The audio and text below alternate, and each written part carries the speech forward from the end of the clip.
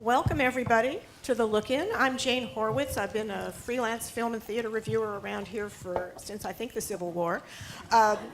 This evening's Look-In for the Kennedy Center production of Little Dancer is part of the Education Division's Explore the Arts series. And Explore the Arts is made possible by the Thomas W. Haas Foundation. So welcome. We're going to talk about this brand new musical and these very starry and accomplished people involved with it here. And I'm going to grab my notes because there are way too many facts about them for me to remember without a crib sheet. So I want to introduce, first of all, the people who are taking part. We have the director and choreographer of Little Dancer, Susan Stroman. Hello. Right next to me. Her credits go on for a long time, but of course you know her from The Producers, for which she won Tony Awards. More recently, Bullets Over Broadway, Young Frankenstein, a revival of Oklahoma, the choreography, a Music Man revival, the dance show Contact, which Boyd Gaines, who plays Degas in this show, was in, and longer ago, Steel Pier, and choreography for Big, Showboat, Crazy for You. So you're just showing off, really. And she won Tonys for The Producers, directing and choreography, Contact for choreography, Showboat for choreography, Crazy for You. So she knows what she's doing. Next to her, I'm out of order here. Next to her is sitting one of the stars of the show, Rebecca Luker, who plays.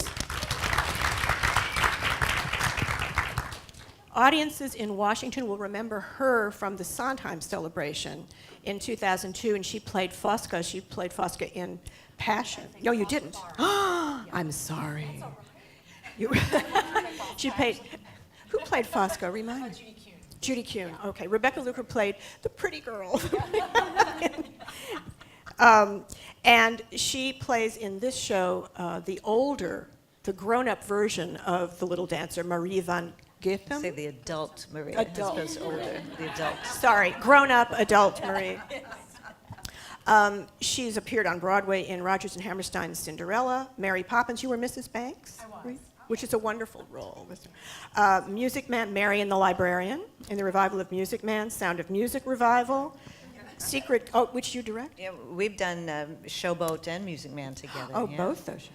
So, in fact, there are a lot of connections among them. I was in the Music Man with them. Yes, and Right, Tyler and was in the music you played when Mayor she was Shin's daughter? 11 years old. Tracy Shin. Yeah. Eulalie McKechnie Shin's daughter, right?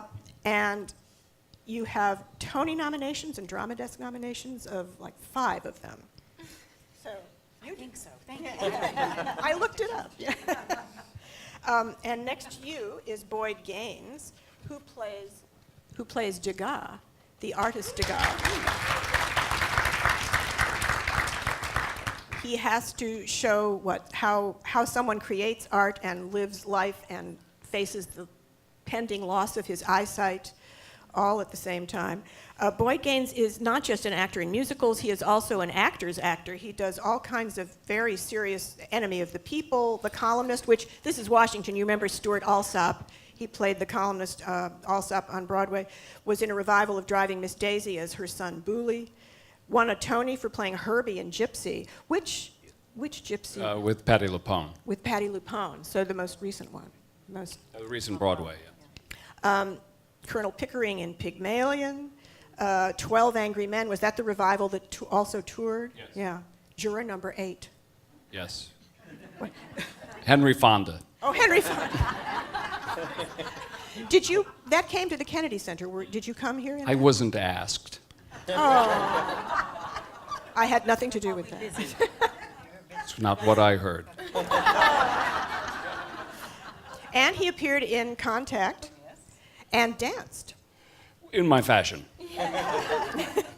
And took over a role in Cabaret a longer time ago, and was Bobby in Company a while ago, a revival of Company. And also one of my favorite shows, She Loves Me. Is Georg the romantic lead? Yeah. Yes. Okay. And Tony for Gypsy, Tony for Contact, Tony for She Loves Me, Tony for the Heidi Chronicles. Okay. No, it was, So it is it cost me a fortune. it must, I had yeah. to mortgage my house to pay those bribes. Yeah, those folks don't come cheap. Sitting next to him is Tyler Peck,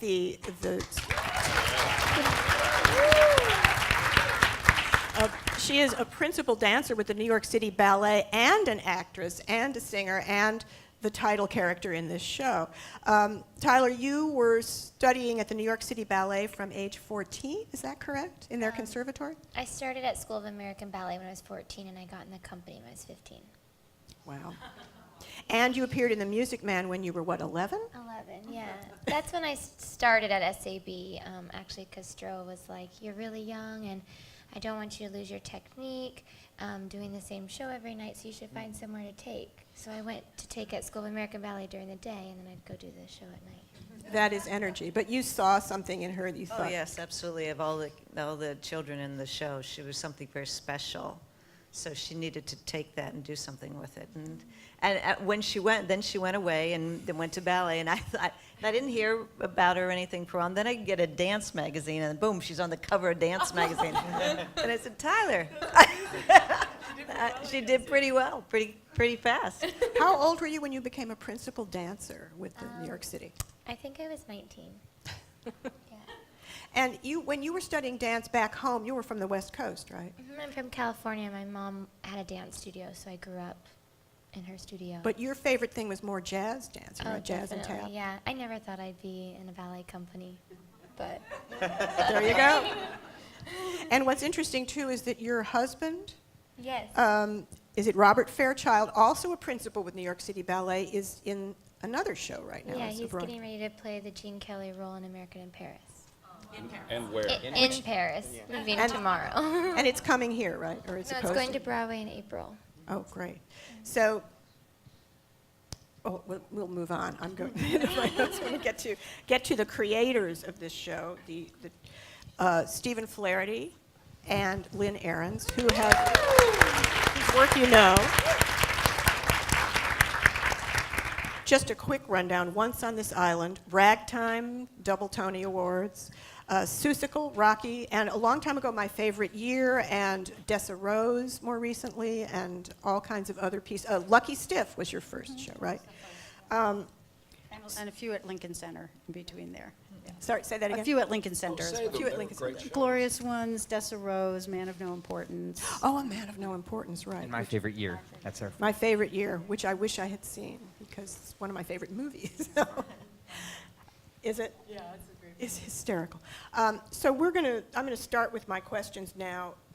First to Lynn Ahrens, who wrote the book and the lyrics for this show, and to the director and choreographer, Susan Stroman. Apparently you both came up with the idea for exploring Well, Degas' no, it Little was Dancer. Lynn's idea. What happened was, because the way a musical comes to be, someone either hands, you have a novel that you want to do, or someone hands you a screenplay, or you have a vision of a girl in a yellow dress that you want to do a show and think, what could we do with that? But sometimes you do a show because you want to work with particular creators. And Lynn and Stephen and I wanted to work together. And what you do, you just sit around a table, someone's kitchen table, and you toss around ideas. So we finally made a date to do so. And Lynn says, we have a couple of ideas we wanted to talk to you about. And I said, okay. So then I go to Paris, and I go to the Museum d'Orsay, and I see the Little Dancer, the bronze replica of the Little Dancer. And wondered about her and thought about her. Didn't do anything about it, but just wondered about it and thought about it. And then I come back to the meeting with them, and I sit down, and the first thing out of her mouth is, have you ever thought about the Little Dancer at 14? I went, whoa. I was like, I was just thinking about her. So it was one of those meant-to-be moments when, it was like one of those things I couldn't believe Lynn said it. So it was really a meant-to-be idea. And I think Lynn, both of us, and anyone who dances have grown up with that image of that sculpture. It's just on your birthday card, on your Christmas card, and it's just part of your life. And when you do see her, and you do wonder about her because she looks different from his other ballerinas. She has character. She's the way she stands. There's something about her that you feel that she had a great personality. And Degas did sketch her a lot. He got obsessed with her, sketching her face over and over in different other paintings. And so you realize that there must have been something more to this girl. So when Lynn said that, we started the research on it and became even more interested. Yeah, I'll just add to that Stro and I worked together a number of years ago on a show called A Christmas Carol at Madison Square Garden, and we did it for 10 years in a row there. So I feel like I've done 10 shows with her, even though it was that one. But the thing about Little Dancer, it was sort of the same thing. I had seen her in many incarnations as a little girl, and I used to pose in fourth position in front of her. I grew up in New York, and so there she was at the Met, and I felt very close to her. I've seen her at the Clark Institute. I've seen her in Paris. I've seen her, of course, here in Washington, where the original sculpture resides, the one that he actually made with his own hands, Degas. And so not only was I intrigued with the girl, this little stubborn face, and I thought, who was she, and what kind of world did she come from? And I went home having seen her, and I started doing some research, and what began to fascinate me was the world of the Paris Opera Ballet in the late 1800s, the very mysterious and somewhat dangerous world for these young rats, the little rats, as they called the young dancers, who were always being told to socialize with the rich patrons of the ballet. That was a very accepted thing at the time, and I became fascinated by that. And then I started researching Degas, and that's where, in a weird way, the story began to feel like there was some dramatic potential. It wasn't just about a girl, but it was about a man losing his eyesight at a moment of crisis in his own career, who encounters a young girl. And what's true about Degas was not only was he losing his sight and turning to sculpture, with his hands, because his eyesight was failing him somewhat, but the relationship, they lived in the same neighborhood, oddly. We know facts about the young dancer, the real Marie von Goethem, that she had two sisters, one, the older, who was a courtesan, and the younger one actually became a famous dancer. But Marie vanished into the mists of history. Her death date is not recorded. Nobody knows whatever happened to her, but she was dismissed from the ballet, but not before she participated in making this immortal work of art with this famous artist. So, you wonder, how did an artist meet the girl? Played by a famous actor. Actor. How did they meet? What did she inspire in him? How did the sculpture, what initiated the idea for the sculpture? Was it his eyesight? Was it her personality? And all through this, it began to seem like a great story to me. So that's what we pitched to Stro, and over a kitchen table and some coffee. And I think Lynn and I have done maybe like 10 shows, probably at least together. At least. And the interesting thing is we both love dance, and we go to dance, and we're fascinated by it, and I'm fascinated by the people that create dance, and yet there is so little dance in any of our shows. And I was really excited about the notion of doing a piece that was so not only dance-centric, but set in the world of the dance, and about creating dance. And there's a ballet that's created in the course of our musical, and just doing something that could have large sections that were told strictly through visuals and music and movement. And I love writing vocal music, but this piece, especially in Act 2, features a major psychological ballet. A lot of shows have an 11 o'clock number where the hero or heroine goes out and belts out a show tune, and we have a full ballet that's so amazingly brought to life by our actors, our dancers, our designers, and Susan Stroman's choreography. So the opportunity to do something that was really about dance and would use dance was so thrilling to me. So I was excited from the get-go about this. I'll just add one quick thing to that, which is that, when you write a show, you don't really know what it's going to be or where it's going to land. You just know you enjoy the story, you love the characters, you're writing something you're enthused about.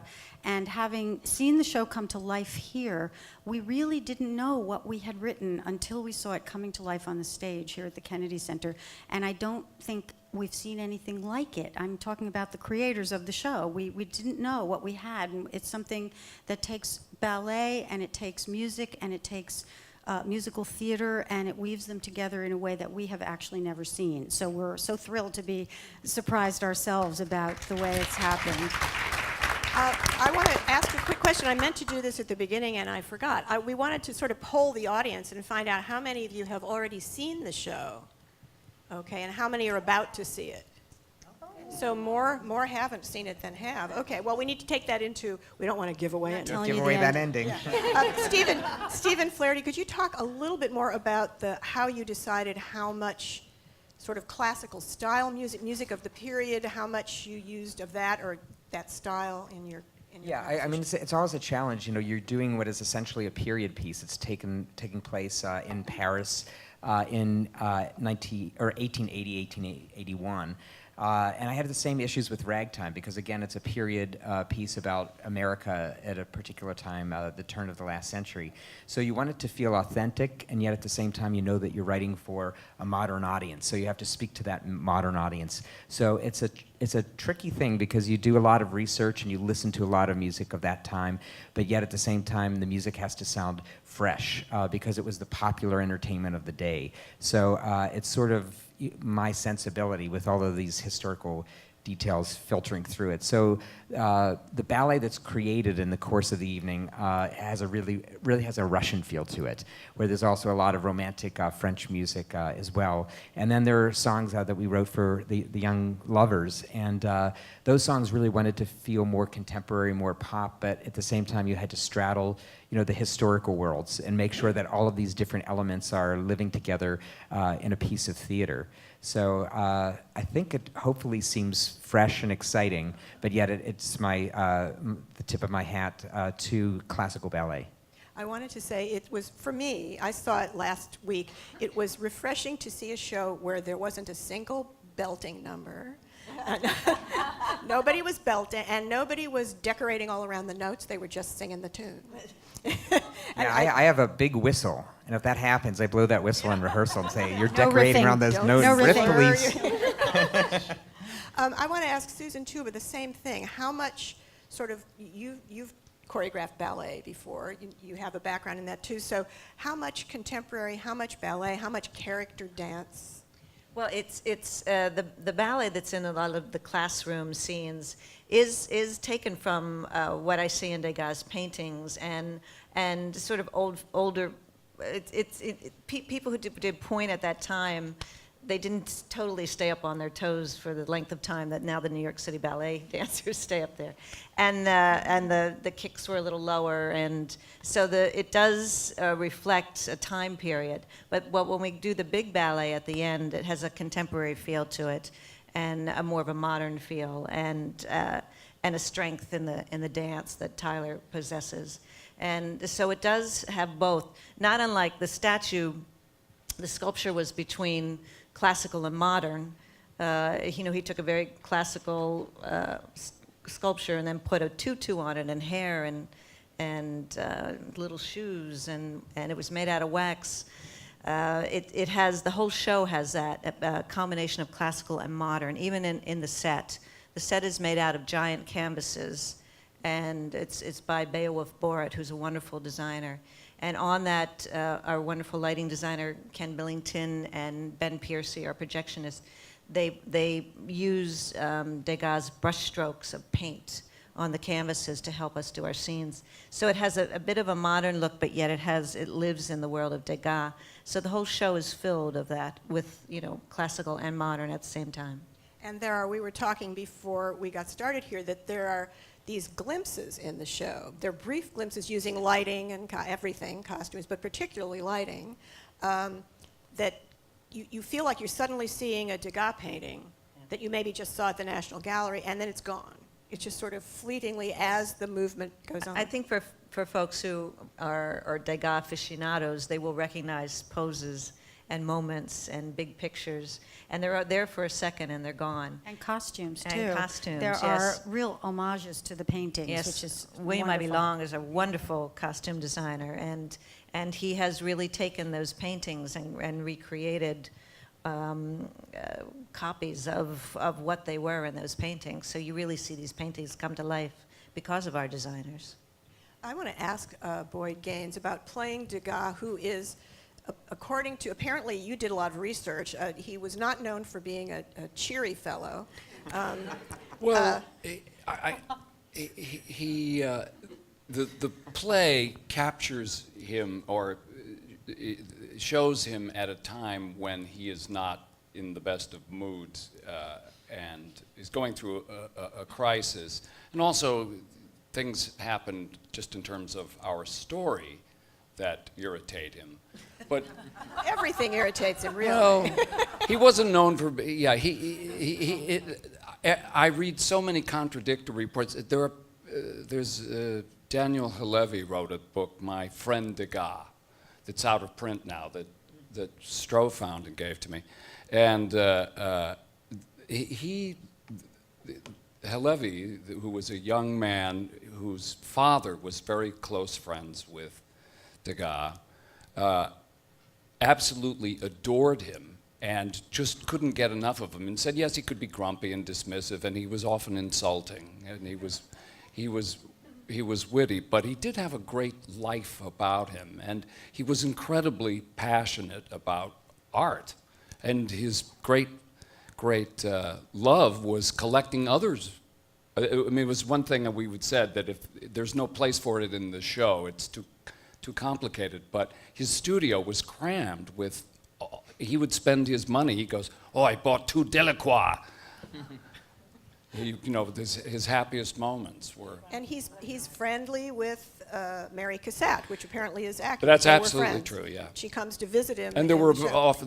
there was a long recorded rumors of them having an affair, which they did. No, I don't think they did.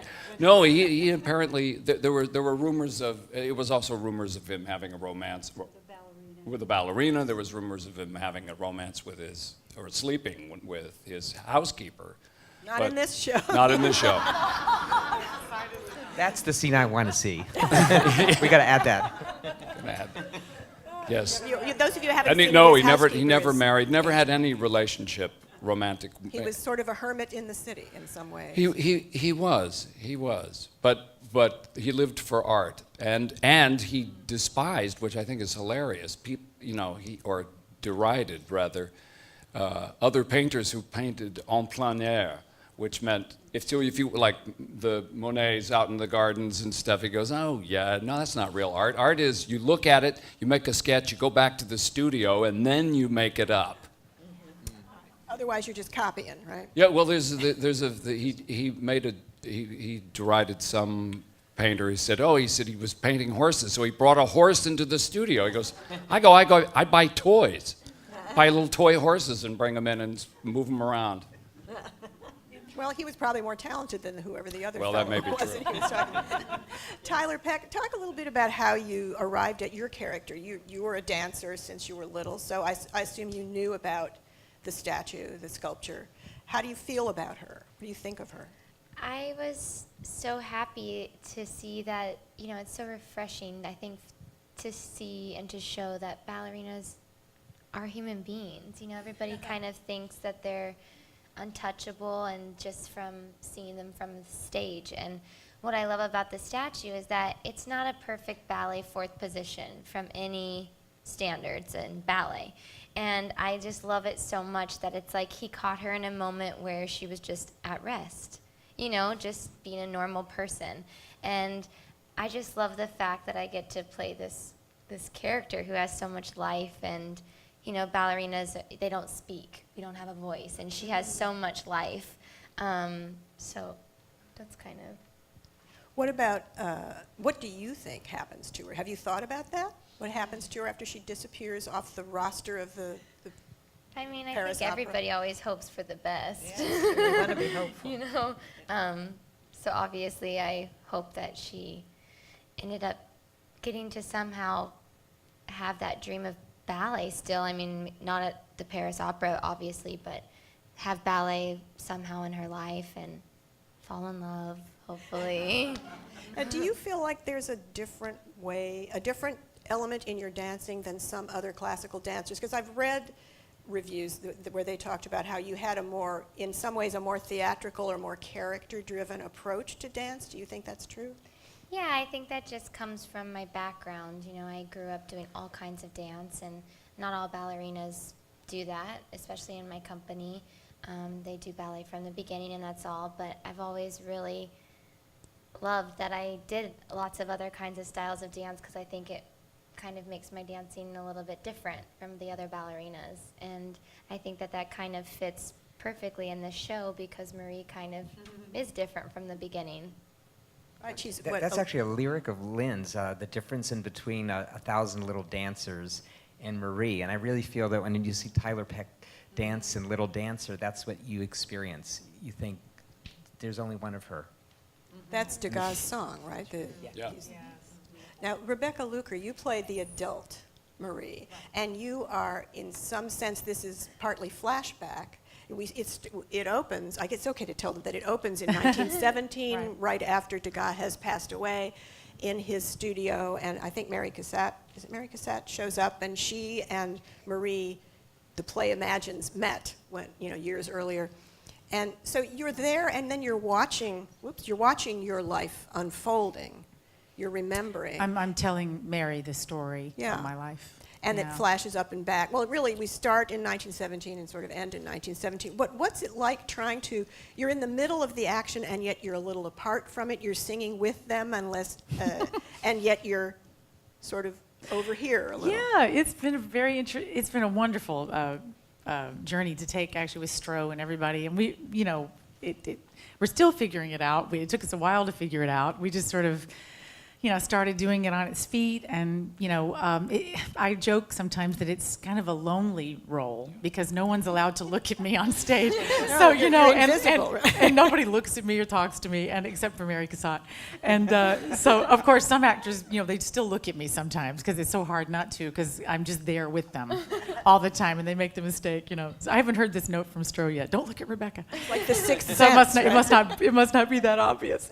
But Tyler and I never even talked about what might have happened to Marie. But Stro and Lynn and we all sort of made up something that she might have. And I'd like to think also that I think that maybe she taught dance later in her life, after people forgot who she was. After that initial being thrown out of the ballet and all that, and the statue. I don't want to give too much away and people haven't seen it, but I do think Marie von Goethem went on to probably marry and maybe work in a shop or as a governess or something. But she had this hole in her life that could only be filled by coming back in her early 50s to see a statue that she'd never seen before, and so.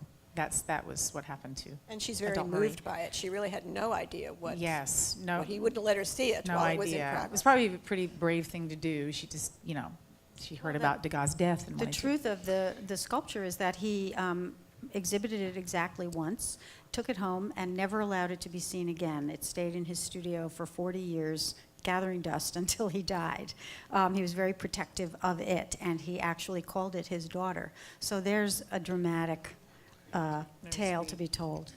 But to get back to your original question, I've been enjoying doing this role so much. I am sort of the narrator, sort of the, I sometimes join the action, and sometimes I'm commenting on the action. So it's a role, for me, it's a very different role, unlike anything I've ever done, and I'm just enjoying it, the challenges of it very much. What's the title of the song you sing right at the top of Act 2? It's That's a called lovely Looking ballad. Back at Myself, and it's a joyous, adult Marie is watching my young self rehearse a little part that she's won, and and Stro gave me a little dance move in it, which I'm so happy about, and she does that every now and then. It's so great. I just love that you're hitting this exquisitely high soprano note as you're being lifted, and the ballet movement. I'm thinking, how is she doing that? It's so fun. So great. Well, but the song is about what it feels like to really dance and to really fly. And so she is our storyteller through the whole evening. She's telling the story. And so at one point when she's singing looking back at myself, she's so into the feeling of it that she's lifted into the air, flies in the Actually air. lifted. It's so much fun. With a high note. But coming out of her mouth. exactly. But when I came into this show and I knew I would be the adult version of Tyler Peck, I thought, wow, this is amazing. This will be. So I started studying ballet, and so She's been in ballet class every day. And now I'm so inspired by all the dancers in the show, and I told Stro the other day I'm going to continue to study ballet after this is over because I've fallen in love with ballet. So I'm impressed. Are you trying to sort of incorporate the stances or something? oh in your- yes, we've worked very hard on that, and it's really so much fun. I want to ask just briefly more about there's a huge dream ballet or a look back ballet that goes on at the highlight of Act 2 or the climax of Act 2. And dream ballets, you think of Agnes DeMille in Oklahoma and in Carousel. They're not done that often anymore. What made you decide to go Well, with that? they aren't done. The shows just aren't written for them any longer. One of the things is in those days where ballets were done, there was a singing chorus and a dancing chorus, and then never the two met, you know. So, but in today, a contemporary audience really wants to stick with the people who they've invested in. So it's hard now for a Dream Laurie and a Dream Curly to come forward because you've invested so much in Curly and Laurie. And so it's a different mindset now for a contemporary audience. So a lot of ballets aren't written because they just can't be executed by people who sing and act. But with this story, with this particular musical, because it is about ballet, because it is about dance, everybody has to do all of it. Everybody has to sing, they have to act, they have to dance, they have to do it all. And that has allowed us to have an extraordinary company that do it all, and that has opened up the opportunity to do a ballet in a musical. And this particular ballet comes when Degas did not get good reviews for the sculpture, and it upset him. And young Marie doesn't understand why, because she hasn't actually seen the sculpture yet. So she thinks he's done something horrible. And she's very upset. She gets dismissed from the ballet, and she runs out into the Paris streets, and the options come in front of her. What are her options? To be a laundress, to be kept by an abbe, a rich man, to be a harlot. She doesn't have many options, and she wants to try to get back into the ballet, and she is dismissed and can't get back in. So it is a dream ballet about that, and about, at the end of it, she does disappear in this particular piece. And then what takes us back to 1917, and we realize that she did survive. And that's what we do say. You know, we don't say she became a baker or a seamstress, or we don't say that because that's up to the audience. But we want to believe she survived. We're that kind of group that want to believe people survive. But also Degas would put her face in future paintings. And there's a wonderful sculpture of a schoolgirl that he did later on that is Marie's face. So even Degas was hopeful that she turned out okay. Lynn, since you wrote the script, could you talk a little bit about how you decided to explore, her fate, since it's unknown, how you decided to go about it? Well, there are a certain number of children's books and young adult novels and that sort of thing on Marie von Goethem, and every one of them, not that I have read any of them, mind you, because when you're working on something and there are other versions and other people's ideas, you don't want to know. But I believe that they chose a fate for her, a happy fate. She married the baker, or she became a this or that. And I thought that the mystery of her life needed to be respected on some level. I didn't want our show to have a tidy ending, and I was very intrigued with the mysteriousness of whatever happened to this young girl. I mean, when you think about it, to never have your death date recorded, just to have a strikeout in a ledger at the Paris Opera Ballet that still exists. And then to never know what happened to that person. We have the internet now, and you can find anybody. You can find your ancient classmates, and you catch up with them. And this girl disappeared, and I find that so moving and so sad. And you want to imagine that she lived an interesting life and a good life. And so, I tried to honor that in the writing of the piece. And I also think, just in terms of putting together a big musical with collaborators. Stephen and I have been working together for this is going on 31 years now, and there's a lot of musical theater and movies and everything else under the bridge, and we have a shorthand, but we haven't, I've worked with Stro, but not that much, and we have never worked with these actors. And somehow the coming together of creative minds, it helps you to create, for example, a ballet where you think, oh, it's just music and dance, but there are the characters that have been created, that I've written, that these people are acting and performing, that begin to add up in this very visceral way. You begin to care for them so much over the course of the show that by the time this gorgeous piece of ballet happens at the end, it's heartbreaking, and it's historical in a way because women had so few choices at that time. And so anyway, it's, I don't quite know how to put the button on what I'm saying except to say that it's a miraculous collaboration of theater artists, what I'm experiencing anyway. I don't know how they feel about me, but I like them a lot. Well, I think to say we are inspired by the actors because we are. go in, we sit around the kitchen table, we say, oh, what about this, what about that? But then until these actors are standing in front of us, it takes on a whole nother form and a whole nother life, and your brain just starts to speed writing ahead. for them. When you're standing in front of Yeah. them, you are inspired by them, by everything about them. and- Also, the world of the ballet is really about the world of movement and the world of creation, and you can only read so much of that on the printed page, and then you have to get amazing artists to move, and that's when the music becomes alive. And when you think about it, look at who we have here. We have one of the premier dancers in the world, in my opinion, and certainly in America, and one of the foremost major actors of our time, and one of the greatest voices in the musical theater today. And to put them all together, and they're just an inspiration to us in many ways. Speaking of collaboration and working together, I'm interested, I'll open for questions in a second, but what kind of tinkering? You're doing a lot of previews here. You don't actually open to critics until, the 20th? The 20th. And so what kinds of tweaking is going on? Major, minor? No, we're just tweaking lines and lyrics and Making small edits, yes. focusing, a lot of... mainly focusing, and even lighting and costumes. All departments are just tweaking away, and just to make things clearer. We've all been in this, we've all been working in musical theater, and we all have shows that we've done where at this point in time we have huge circles under our eyes. We are in panic mode. We are ripping and slashing and burning and changing Act 2 and putting Act 2 where Act 1 is and vice versa, and lifting things out and writing new songs in the middle of the night. And this is not that. We love our show. It just seems to have emerged in such a good form. I would just like to say that, for the actors, the great pleasure of not only working on great material, but to work in a collaborative way with not only Stro, who's incredibly collaborative and known for it, but also our authors. The great thing is you can go to them and say, could I try this? Try it.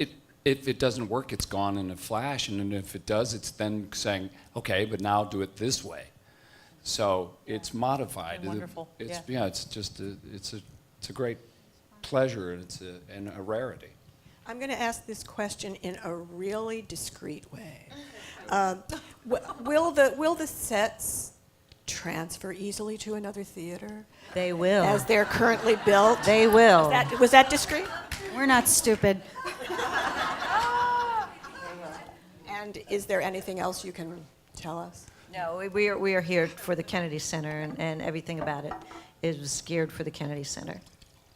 Well, I think we will open to some questions, assuming you have some out there. Does anyone have a question? I think there's a microphone. Got a mic.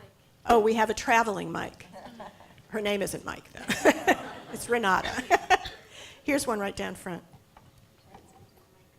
Kennedy Center is sponsoring this play, as I understand it.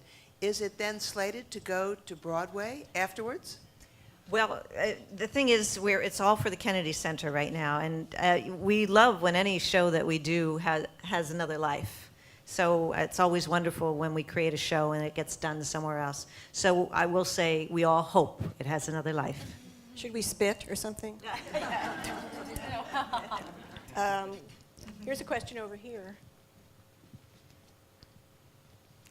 I'm really looking forward to seeing this production.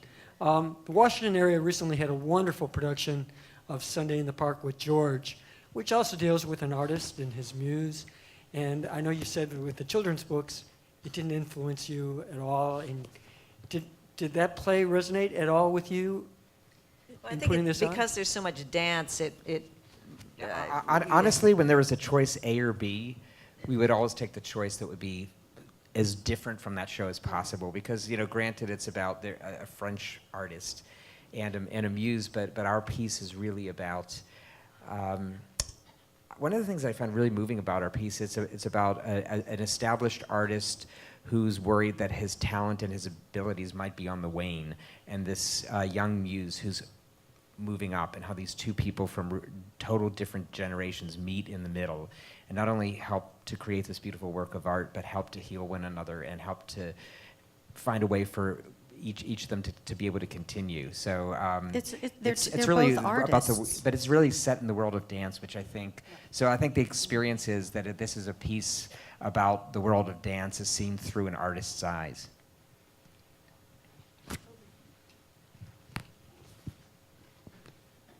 Thank you. Thank you very much. I'm intrigued about 19th century ballet, and I'm intrigued by color. It's inspirational, but of course none of us lived in the 19th century, but Degas truly, were the ballet costumes as colorful as they were in the paintings? Because when I think of the 19th century, I think of dreary gray, foggy gray Paris, and probably in Degas' eyes, perhaps he saw color, but were the costumes actually beautiful and pastel colors? Have no way of knowing, but if you see his later work where his eyes have deteriorated greatly, the colors are brighter.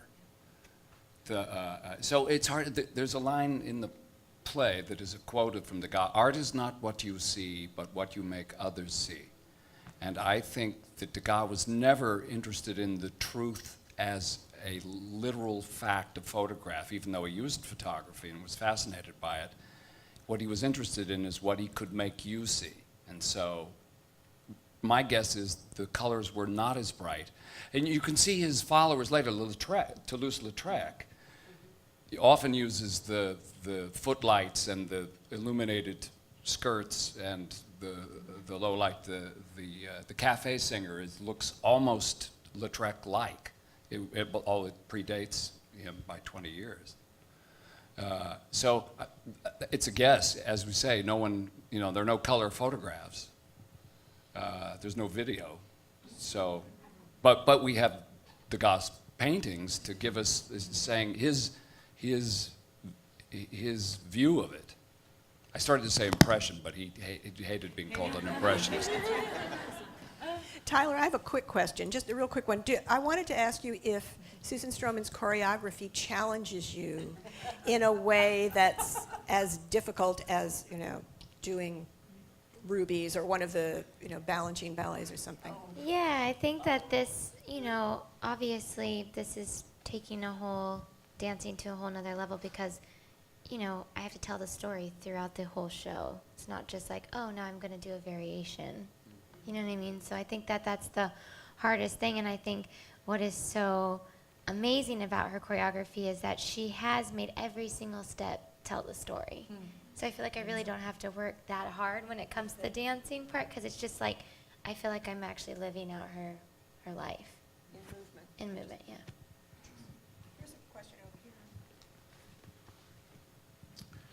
I find the pose of the statue so interesting. It's not an official dance position, as you say, and I'm wondering if any of you have put yourself in that pose to see if you can glean what exactly was going through her mind. Well, we've all been in that pose. We just did it. What was wonderful is that the whole company went over to the National Gallery because there is the original Degas wax sculpture.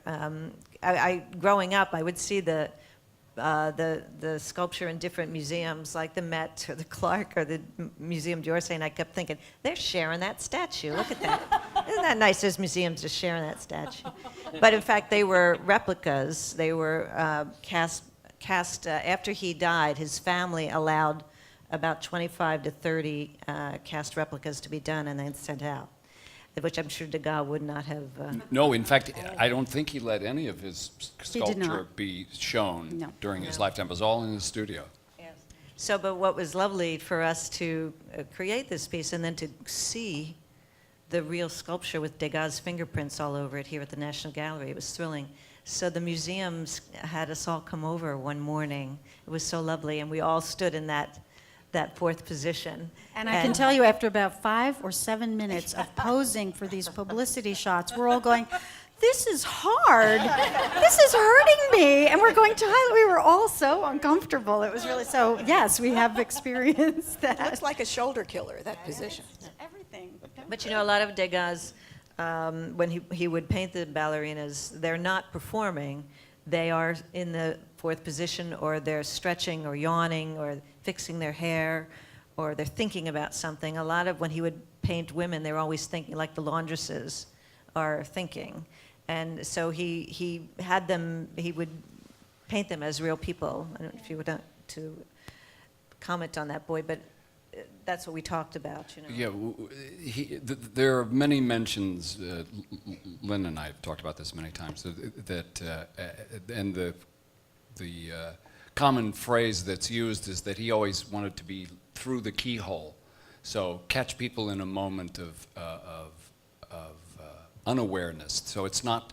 So there are dance poses and there are sequences of dance poses and steps, but the vast majority are people. It's almost predates photographs in a way, and a candid still, and the way he cropped the frame. But it's in movement. It's in passing. It's like, oh, he wanted.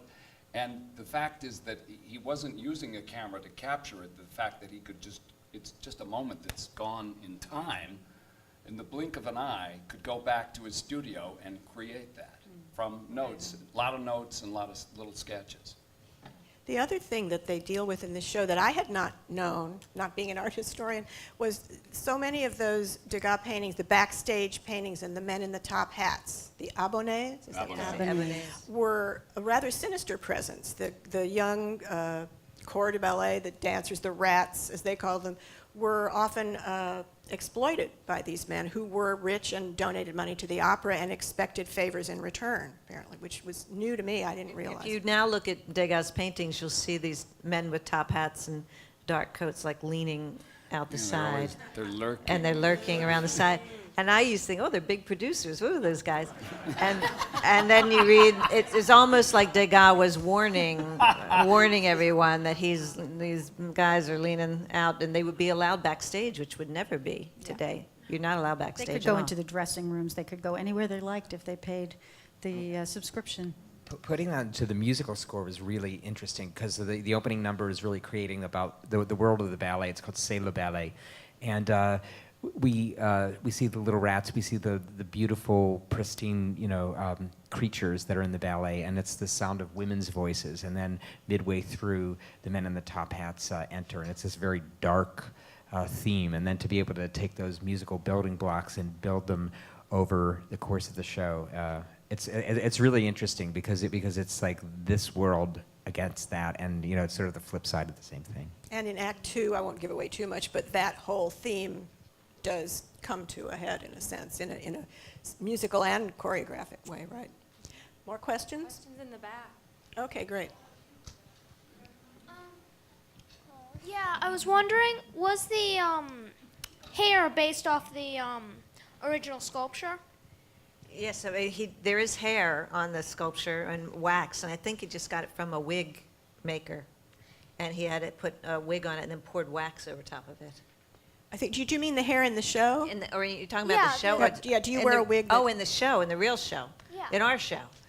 Yes, everybody on stage has a wig except for the fellas. All the ladies have a wig on. Yeah. Mine is just like a partial wig. It's just basically so I can have the bangs. to look like her. And then it's all my hair, so yeah. And then Rebecca's hair is dark in the show to match Tyler.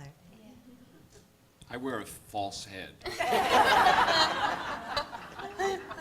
You can't tell at all. You can't tell, though. Anyone else? Oh, right there. I just wanted to know how long it took between when Susan Stroman and Lynn Ahrens got together and the first preview. Probably since, I think we met for the first time on the project in 2006. Everything takes a long time in the theater. And this is, by the way, an original musical, which means it's not based on a movie, it's not based on a novel, it's not based on a short story or anything. And most of musical theater is adapted from something for a number of reasons. But this is an original, made from scratch by American writers. So, you know, in that sense, it took longer to create characters, to create a story, because you could have done any one of many stories on that blank page. So that's why. There's a ballet that the Paris Opera Ballet did, The Little Dancer, that I didn't know about, but it was showing in the gift shop downstairs. There's no connection between the two? No, No, I've not seen it's that. interesting. We had actually started.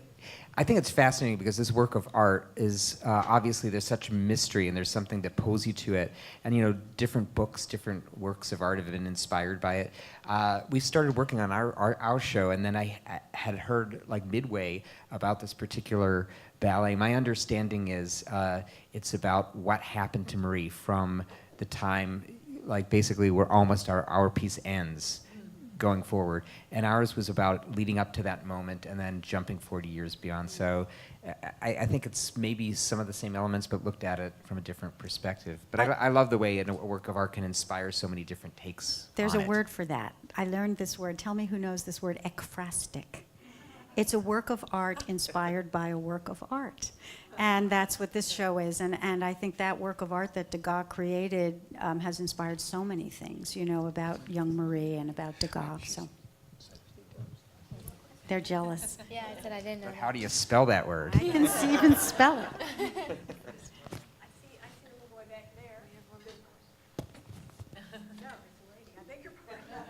When are the plans to release a cast recording for him? We were just talking about that today. TBD. Stay tuned. Hopefully we'll have some good news soon. Do you have plans to Well, record we have hopes, and so we're trying to make plans. The Kennedy Center does. The Kennedy Center does for Little Dancer. Yes. And I think you can also, on the Kennedy Center website, see the visit that the cast took to the National Gallery is up there, too, I think. And there's a Little Dancer Facebook page. I think it's My Little daughter Dancer keeps DC. Yeah, checking Little it out. Dancer DC. You can see it. Yeah, all kinds of stuff. Any more questions? Well, wait a second, there's one more. Over. Tyler, do you have any advice for the ballet dancers? Oh. Yes, I mean, here I came from Bakersfield, California, probably some place that not a lot of people have heard from. And, you know, I had this dream that I wanted to be a dancer. And I just feel like you can, if you really put your mind to something, you can make it happen. Because I never thought I'd be playing the title role in this Broadway show, and look at where I am. And I feel like it's because I just hard work and dedication, and just make sure you love what you do. So if you love to dance, go for it. Well, we have one more down here. One more all the way down. Wait till the microphone gets. It's not really a question. I should have said initially, I have seen this play, and it is fantastic in every aspect. The writing, into the the mic. dancing, the art, the choreography. I loved it. I'll have to go back and see it again since you're doing all the changes. But it's wonderful. Thank you. Thank you very much. Thank you very much. But we're about to wrap up, but, oh, I'm sorry, I didn't see you were starting. Go ahead. Oh no, I was just saying thank you, Mom. We have, one more over here. Mine is not really a question, but just a word of gratitude to all of you, Susan, the writers, Tyler, all of you, just thank you so much. Marie hasn't vanished or disappeared. She lives on, and you are keeping her life and her light just shining so brightly for other generations. Like, we have so many generations here, because so often the young dancers, even of Tyler, your age, may not even know the story of Marie or her name. Or what it was about, or intriguing the artist. So it just continues to evoke and inspire generations to come with theater, with dance, with art, with everything. So thank you so much. Thank you. Thank you very very much. I think that's probably a good place That's to a good place to end. place to stop. So those of you who are seeing the show tonight, have a wonderful time. Those of you who are doing the show tonight, have a wonderful time. Thank you, you. everyone. Thank you very much. Thank you And for we will coming. be very curious to see how this all plays out. So Come see Little Dancer. Thank you. thank you all.